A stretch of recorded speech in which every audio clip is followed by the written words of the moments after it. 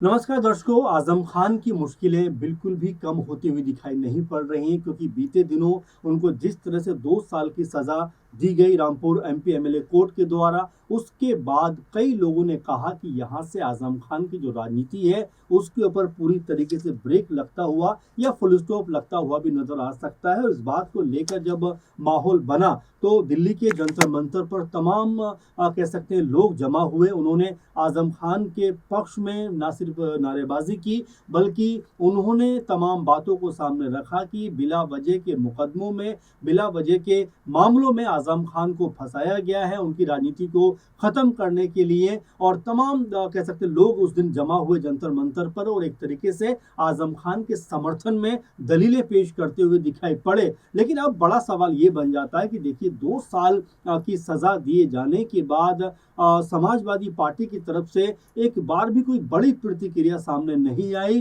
क्या वाकई में आजम खान को लेकर अब समाजवादी पार्टी का जो रवैया है वो थोड़ा ढुलमुल होता हुआ दिखाई पड़ा? हालांकि इसको लेकर पहले भी बातें होती रही है कि समाजवादी पार्टी को जिस ताकत के साथ में आजम खान के पक्ष में खड़ा होना चाहिए था, उस तरह से कह सकते हैं कि समाजवादी पार्टी के नेता, खासकर अखिलेश यादव, शिवपाल यादव या और तमाम बड़े नेता ऐसे खड़े होते हुए नजर नहीं आए। इस बात को लेकर बहुत सारे लोगों ने तंज भी कसा कि भाई आजम खान ने अपनी पूरी जिंदगी, अपना पूरा जीवन कह सकते हैं समाजवादी पार्टी को मजबूत करने में लगा दिया।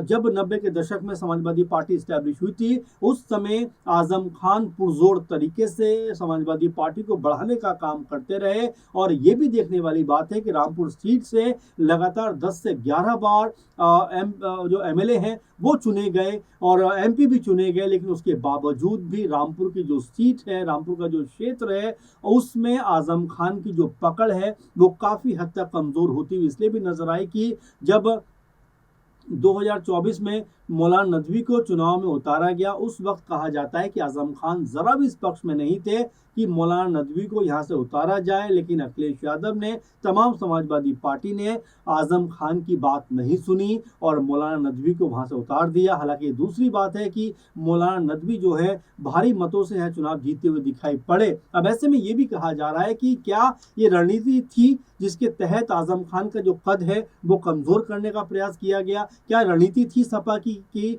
जिस तरह से आजम खान का प्रभाव रामपुर में दिखाई पड़ता है उसको थोड़ा कम किया जाए? इस तरह की तमाम बातें कह सकते हैं मीडिया के जरिए, सोशल मीडिया के जरिए उठती हुई दिखाई पड़ी। अब ऐसे में बड़ा सवाल ये बन जाता है कि जिस तरह से तमाम कह सकते हैं कि मुकदमे आजम खान के ऊपर लगे हुए हैं, दर्ज हैं, तमाम मामले चल रहे हैं, उसमें से एक मामले में 2 साल की सजा जैसे मैंने बताया हुई, जो 2019 का मामला है जिसमें उन्होंने एक विवादित बयान दे दिया था, उस बात को लेकर उनको ये 2 साल की सजा हुई है। लेकिन ऐसे में जो प्रतिक्रिया समाजवादी पार्टी की तरफ से आनी चाहिए थी वो प्रतिक्रिया दिखाई नहीं पड़ी। जब जंतर मंतर पर इतना बड़ा आंदोलन होता है तो आखिर समाजवादी पार्टी की तरफ से कोई बड़ा मूवमेंट इसके लिए क्यों नहीं चलाया गया? यहाँ तक कहा जाता रहा कि भाई आजम खान हमारे सबसे मजबूत नेताओं में से एक हैं और आजम खान ने भी कहा कि अखिलेश यादव उनकी औलाद की तरह है। जब इतना मजबूत रिश्ता है, इतना कह सकते हैं आपस में जब बेहतर तालमेल है, तो आखिर समाजवादी पार्टी की तरफ से आजम खान के लिए कोई बड़ी मुहिम क्यों नहीं चलाई गई? एक दफा विधानसभा के अंदर सीएम योगी ने भी ये बात कह दी थी कि खुद अखिलेश यादव चाहते हैं कि आजम खान जेल के अंदर रहें। ये अपने आप में बड़ा स्टेटमेंट था, लेकिन इसके बावजूद भी कोई बड़ी प्रतिक्रिया सपा की तरफ से सामने नहीं आती है। तो क्या अब ये मानकर चला जाए कि आजम खान जो है वो समाजवादी पार्टी के लिहाज से वो कल की बात हो गए हैं, अब उनको बहुत लंबे समय तक सपा लेकर चलने के मूड में नहीं है, इसीलिए कोई बहुत बड़ा हो हल्ला होता हुआ भी दिखाई नहीं पड़ रहा है? तो ये ऐसे सवाल है जो वाकई में उठते हुए दिखाई देने चाहिए, क्योंकि आजम खान ने अपनी एक पूरी उम्र कहीं ना कहीं समाजवादी पार्टी को समर्पित कर दी और बारंबार सरकार को बनाने में उनकी भूमिका रही है। वो पश्चिम उत्तर प्रदेश में, खासकर रामपुर में जिस तरह से उनका प्रभाव नजर आता है वो ये बताने के लिए काफी हो जाता है कि उत्तर प्रदेश में सबसे बड़े मुस्लिम चेहरे चेहरे के तौर पर किसी का नाम लिया जा सकता है तो वो आजम खान है। लेकिन अब क्या इतना बड़ा चेहरा, इतना बड़ा नाम क्या अब समाजवादी पार्टी के लिए कोई बहुत ज्यादा जरूरी नहीं रह गया है? क्या सपा के लिए अब आजम खान की जरूरत खत्म हो गई है? क्योंकि जिस तरह का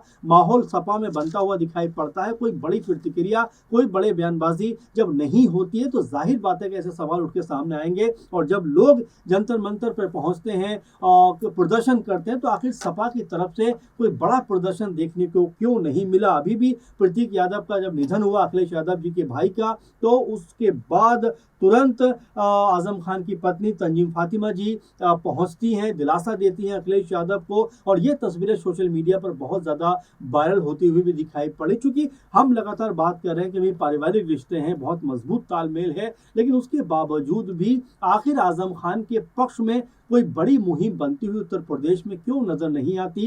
खासकर सपा के एंगल से देखें, क्योंकि जिस तरह से 30-40 साल का साथ रहा आजम खान का सपा के साथ में, तो क्या उसको इस तरह से छोड़ दिया जाएगा? क्या लगातार वो जिस तरह जेल में बंद है, कुछ दिनों के लिए बाहर आए, फिर जेल के अंदर बंद हो गए, और अब यहाँ पर 2 साल की सजा जो है वो 2019 में जो उनका बयान था उसके आधार पर दे दी गई। तो इस तरह की बयानबाजी क्या सिर्फ आजम खान ने की? क्या बाकी नेताओं की जो है इस तरह की बयानबाजी सामने नहीं आई? तो क्या कितनों को सजा हुई? यानी कि एक तरीके से इस पूरे माहौल पे समाजवादी पार्टी चाहती तो एक माहौल बनाती हुई दिखाई पड़ सकती थी, लेकिन उन्होंने आजम खान को ऐसा लगता है कि अकेले छोड़ दिया है। कोई बड़ी बयानबाजी आजम खान को लेकर नहीं हो रही, लेकिन जैसे ही अखिलेश यादव के परिवार में कोई कह सकते हैं ट्रेजेडी होती है तो वहां पर तुरंत तंजीम फातिमा, उनके बेटे अदीब और तमाम लोग पहुंच जाते हैं, मुलाकात करते हुए नजर आते हैं, दिलासा देते हुए नजर आते हैं। तो क्या इस तरह से आजम खान को लेकर क्या सपा की तरफ से कोई बड़ी मुहिम, कोई बड़ा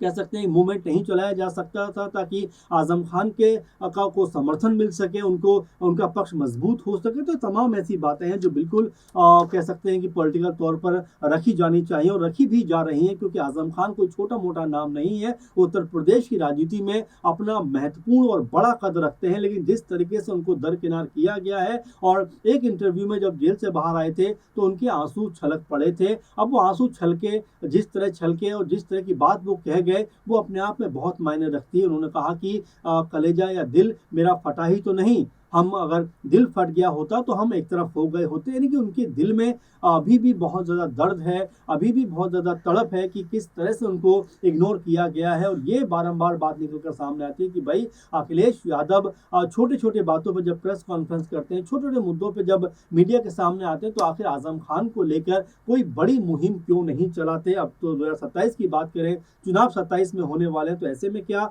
जो रामपुर की सीट है, जो लगातार आजम खान की मजबूत सीट रही है, तो क्या यहाँ से अब परिवार के किसी कह सकते हैं व्यक्ति को चुनाव में उतारा जा सकता है? क्या तंजीम फातिमा चुनाव में उतर सकती हैं? क्या सिद्रा अदीब जो आजम खान की बहू हैं, बड़े बेटे की पत्नी हैं अदीब की, क्या वो चुनाव में उतर सकती हैं? क्योंकि पहले भी ऐसा लगा था और पहले भी ऐसा माहौल बना था जब सिद्रा अदीब ने खुद सामने आकर कहा था कि अखिलेश यादव का समर्थन हमारे साथ में हमेशा से रहा है, हमें मजबूती प्रदान करता रहा है। तो कुल मिला जुलाकर जो आजम खान का परिवार है, उनका अभी भी लगाव जो है वो अखिलेश यादव की तरफ मजबूती के साथ में बना हुआ है, ताकत के साथ में बना हुआ है। लेकिन वहीं अगर हम अखिलेश यादव या समाजवादी पार्टी के पूरे कुनबे को देखें तो वो शिद्दत, वो कह सकते हैं जज्बा नजर नहीं आता जिसके तहत आजम खान को सलाखों से मुक्त कराने के लिए कोई बड़ी मुहिम चलाई जाती हो या उसके ऊपर बात की जाती हो। अब्दुल्ला आजम वो भी जेल के अंदर बंद है, आजम खान के बेटे, और वो पूर्व एमएलए रह चुके हैं। लेकिन जिस तरह से उनकी भी राजनीति को लेकर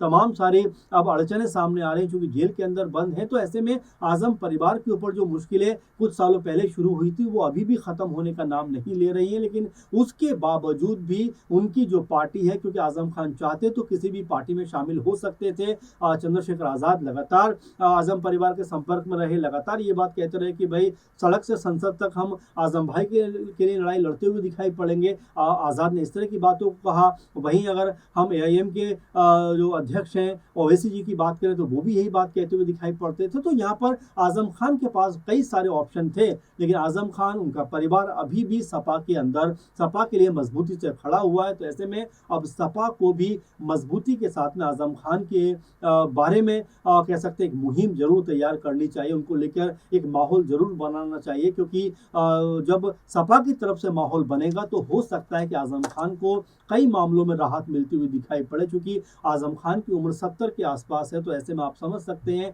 उस उम्र में जाने के बाद इस तरह की चीज़ों का सामना करना अपने आप में बहुत ज़्यादा परेशानी का सबब बनता हुआ दिखाई पड़ता है। तो क्या अखिलेश यादव या समाजवादी पार्टी कोई बड़ी मुहिम चलाती हुई दिखाई पड़ेगी, या जिस तरह का माहौल इस समय दिखाई पड़ता है कि आजम खान को दरकिनार कर दिया गया है, इग्नोर कर दिया गया है, कोई चर्चा का विषय नहीं बन रहा है। तो ऐसे में दोनों ही चीज़ें अपने आप में कहीं ना कहीं देखने लायक होने वाली है कि क्या आने वाले दिनों में अखिलेश यादव की तरफ से कोई बड़ी मुहिम चलाई जाएगी, और क्या पॉलिटिकल तौर पर अब आजम परिवार कोई बड़ा स्टैंड लेता हुआ दिखाई पड़ेगा। अब ये देखना दिलचस्प होगा। फिलहाल आपका इस प्रोग्राम को लेकर क्या कहना है? आजम खान जो लगातार जेल के अंदर बंद हैं, जिस तरह तमाम मुकदमे उनके ऊपर लगे हुए, इन तमाम चीज़ों को आप कैसे देखते हैं, कमेंट करके ज़रूर बताइए। फिलहाल के प्रोग्राम में इतना ही, आपसे फिर दोबारा मुलाकात होगी। धन्यवाद।